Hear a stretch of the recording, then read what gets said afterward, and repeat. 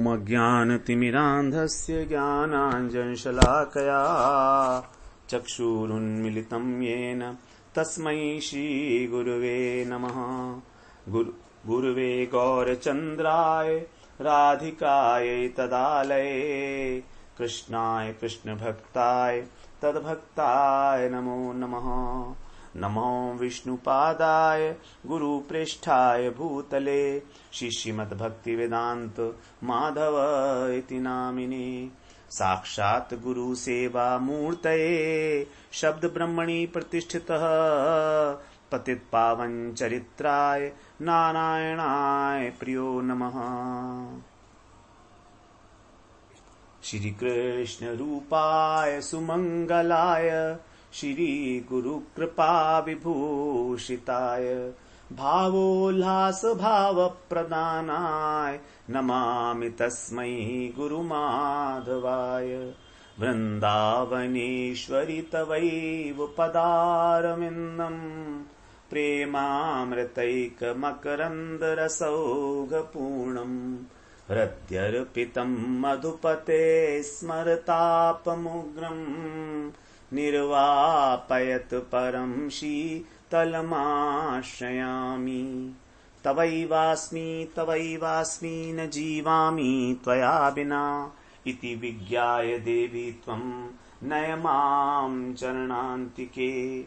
श्री कृष्ण चैतन्य प्रभो नित्यानंद श्री अद्वैत गदाधर शिवसती गौरभक्त वृंद। हरे कृष्ण कृष्ण कृष्ण हरे हरे, हरे राम राम राम हरे हरे। हरे कृष्ण। सर्वप्रथम मैं अपने गुरुपाद पद्म ओम विष्णुपाद अष्टोत्तर शत श्री श्रीमद् भक्ति वेदांत माधव गोस्वामी महाराज के चरण कमलों में अनंत कोटि दंडवत प्रणाम ज्ञापन करता हूँ। हम लोग लीला शुक बिल्वमंगल ठाकुर के द्वारा विरचित कृष्ण कर्णामृतम का श्रवण कर रहे हैं। हमारा अंतिम प्रकरण 8वां प्रकरण कृष्ण के साथ किस प्रकार अब वार्तालाप हो रही है बिल्वमंगल ठाकुर की, उसको 17 श्लोकों में हम लोग श्रवण करेंगे। 96वें श्लोक से आरंभ करके 112वें श्लोक तक। तो हम 96वें श्लोक में श्रवण कराए हैं कि कृष्ण की जो मुखचंद्र है उसकी उपमा चंद्रमा से नहीं दी जा सकती, क्योंकि वो चंद्रमा आकाश में जो स्थित है वो तो पराजित होकर अपने को 10 भागों में विभाजित करके उनके चरणों में आकर गिर गया है, और चरणों का आश्रय लेने से ही उसकी अधिक शोभा हो गई है। तो ऐसा जो चंद्रमा है वो उसकी शोभा और भी अधिक बढ़ गई। पराजित होने पर भी भगवान ने उसकी शोभा को और अधिक बढ़ा दिया। यही भगवान की करुणा का विस्तार है। तो ऐसे चंद्रमा से उपमा कैसे दी जा सकती है? तो यदि कृष्ण मानो कहें कि लीला शुक तुम तो बड़े भोले हो, ठीक है, चंद्रमा में एक ही दोष तो है, कलंक लगा हुआ है, बाकी तो गुणों का भंडार है, और इसके अतिरिक्त तो और भी बहुत सारी वस्तुएं हैं, कमल है, उससे उपमा दे सकते हो। तो अब उसी को यहां पर 97वें श्लोक में कह रहे हैं। तत्त्वन्मुखं कथमिवाम्बुजतुल्यकक्षम् वाचाम वाचिननु पर्वणि पर्वणीन्दो तत्किं ब्रुवे किं परं भुवनैककान्त वेणु त्वदानन मनेन समं नु यत्स्यात्। कह रहे हैं पद्यानुवाद में, कैसे अम्बुज हो सकता है तेरे शशि मुख का उपमान, पर्व काल की इंदु कला भी कभी न इसके हुई समान। तब फिर ऐसा और कौन हो जो भुवनैक कांत मुरलीधर, तेरे इस पंकज मयंक विजयी मुख की समता को तत्पर। आपके इस मुख की समता कौन कर सकता है? जो कमल रात्रि में मुरझा जाता है, आपका मुख का जो कमल है, मुख रूपी कमल, उससे कैसे करूं कमल से उसकी तुलना, क्योंकि वो तो रात में मुरझा जाता है। लेकिन आपका जो मुखारबिंद है वो तो नित्य विकसित रहता है। तो तुल्य कक्षम कैसे वो आपके समतुल्य हो सकता है? और चंद्रमा के विषय में तो बता ही दिया है कि वो शुक्ल पक्ष और कृष्ण पक्ष के अंदर जो है कभी बढ़ता है, कभी घटता है, ह्रास को प्राप्त करता है। तो चंद्रमा जो है दोषयुक्त होने के कारण आपके मुखचंद्र की समता नहीं कर सकता। तो ना तो कमल ही आपके मुखचंद्र की मुख की कर सकता है तुलना, और ना ही चंद्रमा। फिर ऐसा कौन है इस तीनों लोकों में? किम अपरम, अपरम माने कोई और, तत्किम ऐसा कौन है, भुवनैक का, भुवनैक इस त्रिभुवन के अंदर ऐसा जो है कौन है जो उसकी तुलना कर सके? कैसा है आपका मुख जहां से जो है जिसके द्वारा आप वंशी से स्वर की सृष्टि कर, स्वर की लहरियों की सृष्टि करते हो। वेणु वेणु त्वद आननम अनेन समम नु यत् स्यात्, अर्थात जो भुवन की एकमात्र कमनीय वस्तु है, सुंदर वस्तु है, एकैक भुवनैक, भुवनैक एकांत, एकांत भी है ना, एक और एकांत दोनों, तो एक ही जो वस्तु है, एकमात्र वस्तु है आपका वेणुवादनशील मुखकमल। मुखकमल कह दिया हमने, फिर आपका वेणुवादनशील जो मुख है उसकी मैं किससे तुलना करूं? वास्तव में मुखचंद्र और मुखकमल ही बार बार निकलता है मुंह से भी। तो कह रहे हैं कि वो तो मैं कर चुका हूं, लेकिन अब मुझे लगता है वो सब व्यर्थ ही है। तो लीला शुभ की बात सुनकर चंद्रमा के विषय में कहें कि तुम तो बालक हो, बड़े भोले हो। चंद्रमा का एक ही दोष है, एको ही दोषो गुण सन्निपाते निमज्जति इंदो किरणेश्वंक, एक ही दोष है उसमें। हुआ करे जब बहुत सारे गुण होते हैं तो एक दोष तो ढक जाता है ना। तो इसलिए चंद्रमा के साथ मेरे मुख की उपमा में क्या दोष है? वैसे तो भंडार ही है ना वो, एक दोष की उपेक्षा की जा सकती है क्योंकि बहुत सारे गुण उसके अंदर हैं। इसलिए तुम उसके साथ जो है मेरी उपमा का वर्णन कर सकते हो। चंद्रमा के अंदर जो है 5 दोष बताए गए हैं। एक तो वो क्षय को प्राप्त होता है, दूसरा निशाचर है, वो रात को चरण करता है, तीसरा टेढ़ा है, चौथा विष का भाई है, समुद्र से निकला है, और 5वां कलंक लगा हुआ है उसमें। 5 प्रकार के दोष हैं ये।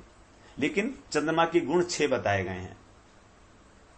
दिव्य सुधांशु आकर्षक उज्ज्वल प्रेम प्रचार कुमुद जीवन चकोर प्रिय तायो गुणन निहार।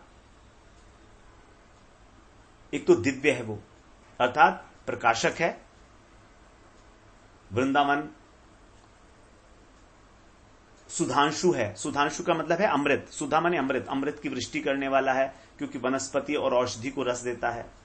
फिर आकर्षक है, शरद पूर्णिमा में चंद्रमा जो है समुद्र को आकर्षित करता है, समुद्र अपनी मर्यादा तक भूल जाता है। चौथा फिर वो अत्यंत उज्जवल है क्योंकि उज्जवल मतलब रति के अंदर नायक और नायिका इनका प्रेम वर्धन करने वाला है।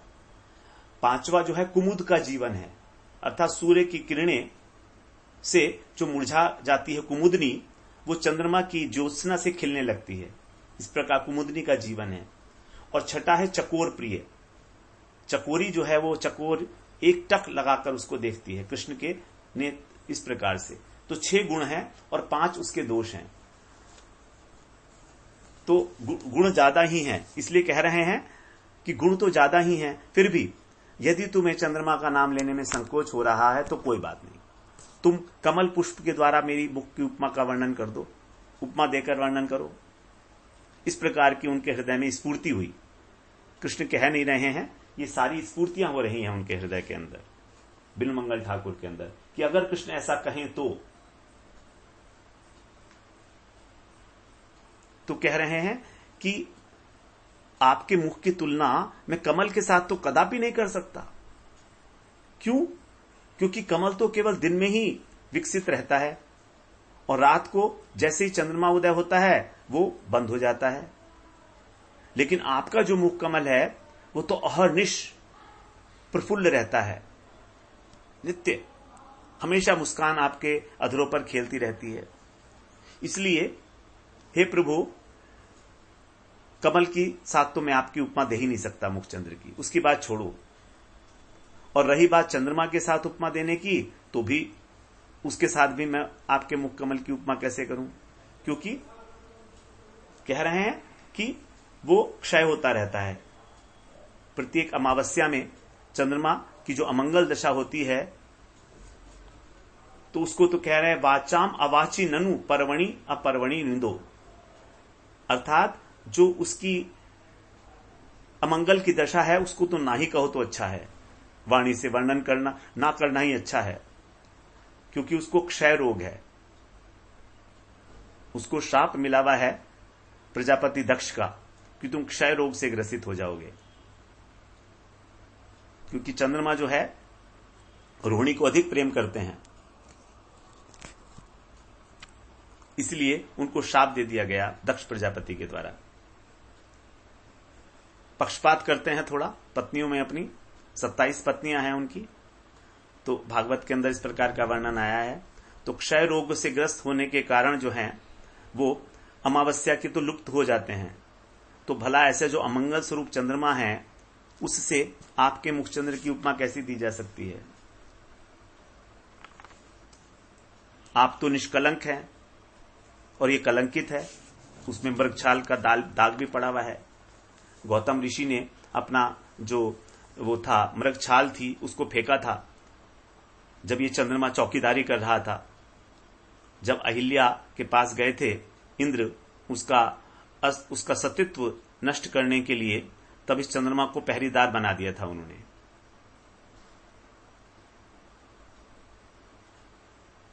तो इस प्रकार से ये चंद्रमा जो है कलंकित हो गया तब से, और वैसे भी राहु के भय से आतंकित रहता है हमेशा।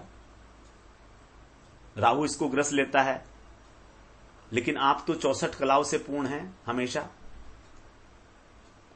और इस चंद्रमा के पास तो केवल 16 कलाएं हैं, लेकिन आपके पास तो 64 कलाएं हैं। फिर आप जो हैं कौन हैं? पद्मिनी के प्राण वल्लभ हैं, जगत को आनंद देने वाले हैं और सबके ताप को नष्ट करने वाले हैं। लेकिन चंद्रमा में इन सब का अभाव है। निष्कलंको निरातंक पद्मिनी प्राण वल्लभ चतुष्ठी कलौ भाति कृष्णचंद्र स भुवि।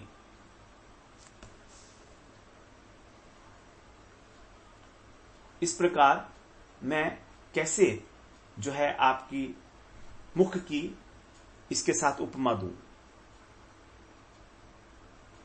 कहां तो आपका मुखचंद्र और कहां एक कलंकित चंद्रमा। आपका मुखारविंद निरुपम है, अतुलनीय है। तो यदि कृष्ण कहें कि अच्छा ठीक है, कोई बात नहीं, किसी अन्य व्यक्ति के मुखचंद्र के साथ मेरे मुख की तुलना कर दो। कमल को और चंद्रमा को तो उन्होंने मना कर दिया कि मैं उनसे उपमा नहीं दे सकता। इनमें कहीं ना कहीं दोष है दोनों में, कमल के अंदर भी और चंद्रमा के अंदर भी। तो क्या किसी और के मुख से मेरी मुख की उपमा नहीं दी जा सकती?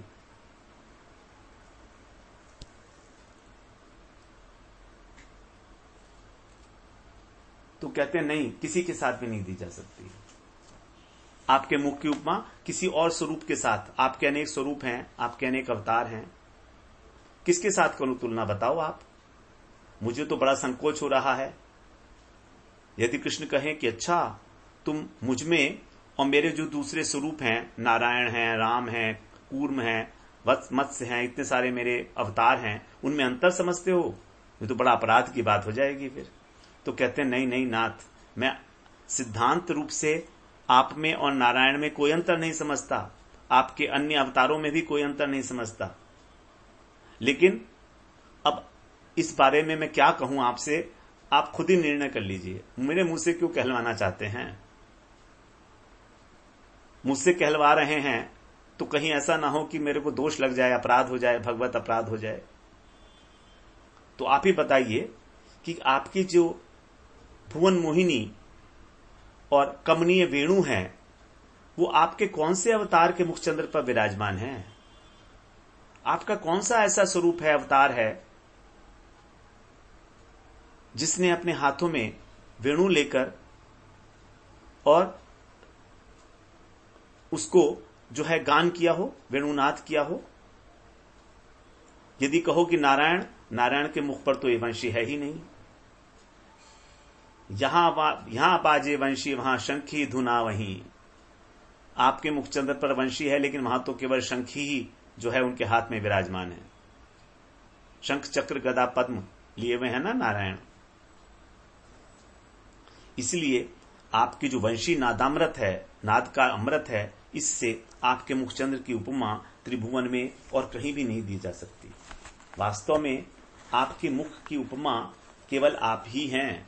ना तो कमल है, ना चंद्रमा है, और ना ही किसी अन्य स्वरूप के मुखचंद्र के द्वारा आपके मुख की उपमा दी जा सकती है। इस प्रकार से जो है वहां पर पहले कमल के लिए कह दिया कि कमल तो जो है प्रश्न ही नहीं उठता, वो तो मुरझा जाता है रात के समय, आपका प्रफुल्लित रहता है। चंद्रमा वो प्रत्येक तिथि को, क्षय को प्राप्त करते करते अमावस्या तक अत्यंत अमंगल अवस्था को प्राप्त कर लेता है। उसकी बात तो ना ही करें तो अच्छा है, वो तो बात करने के भी योग्य नहीं है। चंद्रमा के लिए आप कह रहे हो कि केवल उसमें कलंक है, ऐसा नहीं है।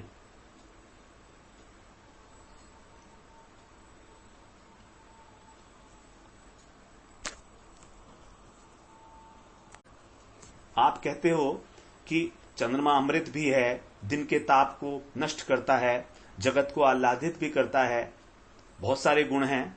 6 गुण हम लोगों ने श्रवण किए, तो थोड़े बहुत दोष होने पर भी कोई बात नहीं है। तो कहते हैं ऐसी बात भी नहीं है।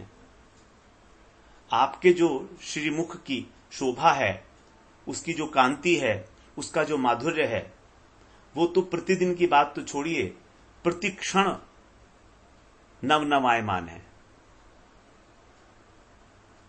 प्रतिक्षण कृष्ण के मुख की माधुरी नवनवायमान रूप से वर्धित होती है। अनुसवाभिनवम, जल प्रवाह की भांति।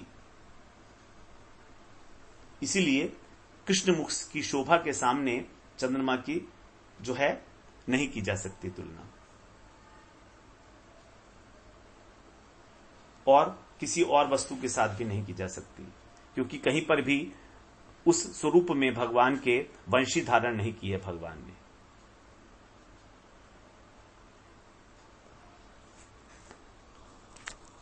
तो लीला शुक जो हैं बड़े विचार करके ये सारी बातें कृष्ण से कह रहे हैं कि आपके मुखमंडल पर जो विराजमान वेणु हैं, उससे जो अमृत निकलता है वो अन्यत्र कहीं नहीं देखा जाता। इसीलिए ना तो मैं चंद्रमा के साथ उपमा कर सकता हूं आपके मुख की, ना कमल के साथ, और ना अन्य किसी स्वरूप की मुख की शोभा के साथ, क्योंकि वेणु माधुरी केवल ब्रजेंद्र श्याम सुंदर का ही एक असाधारण गुण है। त्रिजगन मानस आकर्षी मुरली कल पूजित, अर्थात जो त्रिभुवन को पागल करने वाली आपकी मुरली है, वो ये केवल वृंदावन में ही बजता है आपका स्वर। इस स्वर को सुनकर सारा विश्व मधुमय हो जाता है। इसी मुरली नाद के कारण ही कृष्ण के मुख को मकरंद कहा गया है। मुरली निनाद मकरंद निर्भरम। 6ठे श्लोक में कहा भगवान के जो मुख है उसके अंदर जो मकरंद है, वो मकरंद जो है वो मुरली निनाद है। क्योंकि मकरंद जो है अत्यंत मधु होता है, अत्यंत मीठा होता है, और दूसरी बात उसके ऊपर भ्रमर भी आते हैं, गुंजायमान, उसके ऊपर वहां पर वो संगीत भी होता है। तो उसी प्रकार से कृष्ण के मुख पंकज का जो मकरंद है वो है मुरली निनाद, अर्थात उसमें से जो स्वर निकलता है वो संगीत है। और जो मकरंद, जो उसका मधु है, उसको श्रवण करके तो उन्मत्त हो जाता है पूरा जगत। गोपियां जो हैं उन्मत्त हो जाती हैं। स्थावर जंगम वो सबको मत्त कर डालता है। अस्पंदनम गतिमताम पुलकस तरुणाम, अर्थात वंशी के गान से जो अचल हैं, जो स्थावर हैं, वो जंगम हो जाते हैं। और जो जंगम है वो स्थावर हो जाते हैं। मतलब जो गतिमान है वो अचल हो जाते हैं, और जिनमें गति नहीं है, स्थावर हैं, वो गतिमान हो जाते हैं। यमुना जी का जो प्रवाह है वो रुक जाता है, और पेड़ जो है उनमें किसी प्रकार की कोई स्पंदन नहीं है, लेकिन वो भी मधु का क्षरण करने लगते हैं। पेड़ भी जो है अश्रु विसर्जन करने लगते हैं। तो जब स्थावर जंगम की इस प्रकार की हालत है, अवस्था है, तब फिर जो मनुष्य हैं, जो नर नारी हैं, और विशेष रूप से जो गोपियां हैं, उनकी कौन बात कहे। चैतन्य चरितामृत में बताया है कि ये ध्वनि जो है कैसी है। से ध्वनि चौदी के धाये, अंड भेदी वैकुंठे जाए, जगतेर बले पैशे काने, सभा मातो याल करी, बलात्कारे आनी धरी, विशेषतः युवतीर गाणे, ध्वनि बड़ो उद्धत, पतिव्रतर भांगे व्रत, पतिकोल हैते काढ़े आनी, वैकुंठे लक्ष्मी गणे, जेई करे आकर्षणे, तारवागे के बा गोपी गाणे। वैकुंठ में लक्ष्मी जी मोहित हो जाती हैं इससे, पतिव्रत धर्म भी नष्ट हो जाता है स्त्रियों का। तो इस प्रकार लीला शुक जो हैं, उनके सामने अत्यंत आश्चर्यजनक रूप से जो कृष्ण की अनेक अनेक प्रकार की स्फूर्तियां हो रही हैं, उन्हीं का जो है वर्णन किया जा रहा है यहां पर। सब प्रकार से आपका जो मुख है, श्रीमुख है, वो अतुलनीय है, और वृंदावन के धाम के अंदर ही ये आपका इस प्रकार का जो श्रीमुख है उसका दर्शन प्राप्त होता है, अन्यत्र कहीं नहीं होता है। अन्यत्र किसी अवतार में आपका वेणु युक्त श्रीमुख देखने में नहीं आता है। इस प्रकार से हम लोगों ने 97वें श्लोक में ये श्रवण किया कि भगवान के मुखचंद्र की उपमा ना तो चंद्रमा से दी जा सकती है, ना कमल से दी जा सकती है, और ना ही किसी अन्य अवतार का जो मुख है, मुख कमल है, उससे दी जा सकती है। सब प्रकार से जो अतुलनीय है श्री कृष्ण की मुख की शोभा, उसी का यहाँ पर जो है वर्णन किया गया। वाद प्रतिवाद के रूप में, प्रश्न उत्तर के रूप में, ये एक शैली है। ये एक बड़ी भक्त और भगवान के बीच में आपस में जो प्रेम कलह है, तो उससे जो है बहुत अधिक रूप से हृदय के जो भाव हैं भक्त के, वो प्रकाशित होते हैं इस कलह के माध्यम से। तो भागवत में भी इसी प्रकार से जो रास लीला है, उसके अंदर प्रणय गीत के अंदर इसी प्रकार से गोपियों के भाव जो हैं वो प्रश्न उत्तर के रूप में वहां पर वर्णित हैं कि गोपियां उस बात का उत्तर दे रही हैं जो जो प्रश्न कृष्ण पूछ सकते हैं। उसी प्रकार से तो पहले ही उसका उत्तर जो है वो दे देती हैं, क्योंकि उनके हृदय में प्रश्न की स्फूर्ति हो जाती है कि हम ऐसा कहेंगे तो कृष्ण ऐसा पूछेंगे, हम ऐसा कहेंगे तो कृष्ण ऐसा कहेंगे। क्योंकि भक्त भगवान के हृदय को जानता है और भगवान भक्त के हृदय को जानते हैं, और भक्त के हृदय के उस माधुर्य का आस्वादन करने के लिए ही भगवान इस प्रकार की स्फूर्ति कराते हैं। और बिलमंगल ठाकुर तो विशेष रूप से बड़े कवि हैं, विद्वान कवि हैं, संस्कृत के पंडित हैं, काव्य प्रतिभा भी इनके अंदर बहुत कूट कूट के भरी हुई है। तो सब प्रकार से जो है योग्य होकर और अपने इस उत्कंठा का, अपनी इस प्रलाप का जो वर्णन यहां पर किया है कृष्ण कर्णामृतम में, बड़ा अभूतपूर्व है। तभी तो कृष्ण के कानों को भी अमृत के समान प्रिय लगता है। ये साधारण वर्णन नहीं है कहीं पर, अन्य कहीं किसी ग्रंथ में इस प्रकार से कृष्ण की रूप माधुरी का, सौंदर्य का वर्णन नहीं है। तो हम लोग बड़े भाग्यशाली हैं कि हम यहां तक पहुंचे हैं। अब हम अगले सत्र में फिर 98वें श्लोक में प्रवेश करेंगे। वांछा कल्पतरुभ्यश्च कृपा सिंधुभ्य एव च पतितानां पावनेभ्यो वैष्णवेभ्यो नमो नमः।